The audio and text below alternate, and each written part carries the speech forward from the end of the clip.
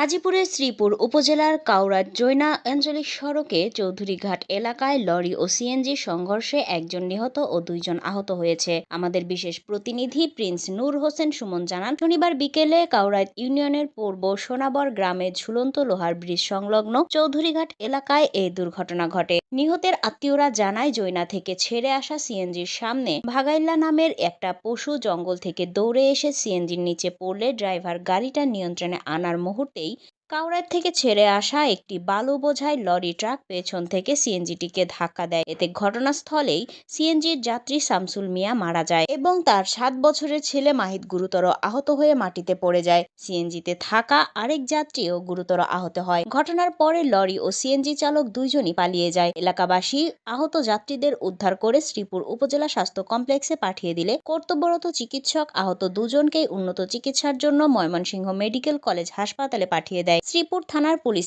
এসে সিএনজি ও লরি থানায় নিয়ে যায়। সামনে যে ভাগাইলা না কি কয় ওইটা সামনে যাওয়া মাত্রই এটা সামনে যাওয়া মাত্রই এই যে এটা স্লিপ খেয়েছে, পরে ওই লরিটা সিএনজির এমনি পরে এর উপরে গিয়ে উঠছে। হ্যাঁ পরে আমার কি মনে হয় তার উপরে গাড়ি মারা গেছে কে? মারা গেছে আমার পাশে ছেলে। কি সিএনজির লোকজন না লরির লোকজন? সিএনজির লোক। সিএনজিটা কোথা থেকে আসছিল? সিএনজি আসছিল জয়নাথ থেকে। লরিও জয়নাথ থেকে আসছিল, করার যাওয়া দোষী। তখন কিভাবে অ্যাক্সিডেন্টটা হয়েছে? অপের সাথে ভাই যা পরে লরির লাগা ধাক্কা খাইছে।